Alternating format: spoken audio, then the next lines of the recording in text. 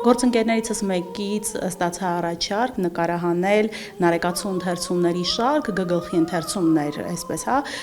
Մատյան աղոթագրքի եւ միտք առաջացավ, որ նարեկացու մասին նաեւ պետք է ծնվի ֆիլմ։ Սուրբաթոռում Արաքելական եկեղեցու ներկայացուցիչ Տեր Խաժակ Սրբազանին զանգով սկսվեց ամեն ինչ եւ նա ուղղորդեց, տվեց այն ամբողջական ցանկը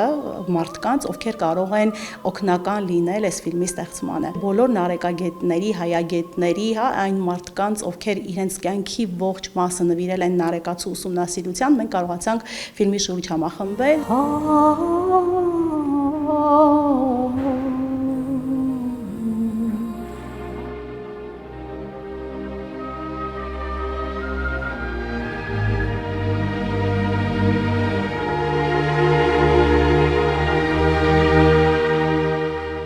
Երկար ամիսներ փորձում ենք կապ հաստատել Վատիկանի հետ, կարդինալ Գուջերոցին, ով երկար տարիներ ուսումնասիրել էր նարեկացուն եւ հենց նա էր նաև Հռոմի Պապին առաջարկել, որպեսզի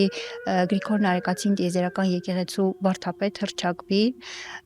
Նրա հետ կապ հաստատելն է շատ բարդ եւ մենք վերջապես անցած տարի կարողացանք հասնել Վատիկան։ Նկարահանումները իրականացվել են Չեխիայում, իրականացվել են Միացյալ Նահանգներում, Պոլիսում, Վատիկանում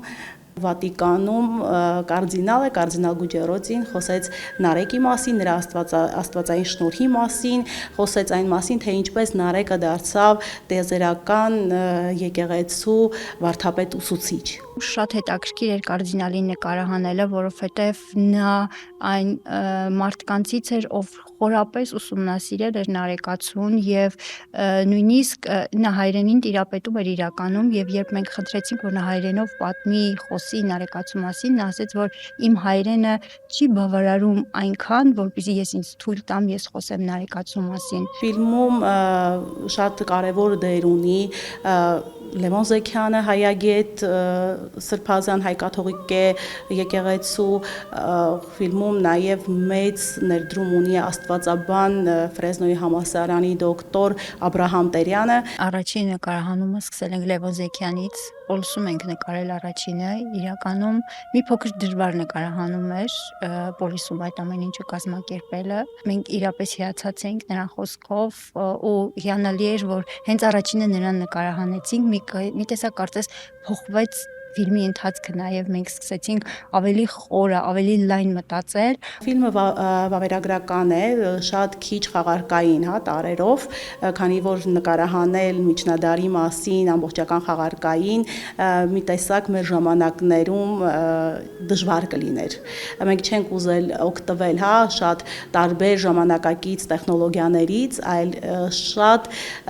սրտին խփող, իրական ու իսկական է ֆիլմը։ Մենք չենք կարող նարեկացու կերպարը արհեստական ստանանք, որովհետև ֆիլմը վավերագրական ֆիլմ է եւ մենք մեզ թույլ էլ չենք տա կեղծ ինչ-որ կերպար ստեղծենք, կերտենք։ Դրա համար թույլ ենք տալիս, որպեսզի հանդիսատեսը վերջում իր տպավորություններով, իր ներսում կառուցի իր ուզած նարեկացուն, իր տեսած նարեկացուն։ Ֆիլմն ամբողջությամբ ուղեկցվելու է նարեկացու տաղերով, որը հենց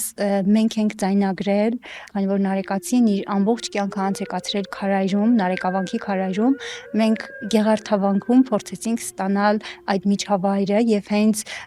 քարայրներից մեկում նկարեցինք մեր այդ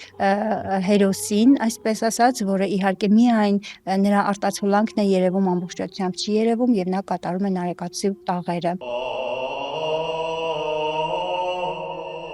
Սա մի ֆիլմ է, որը նաև նարեկ ուսումնասիրողների համար կարող է լինել անսահման ուսումնասիրության աղբյուր, մարդիկ կարող են այս ֆիլմի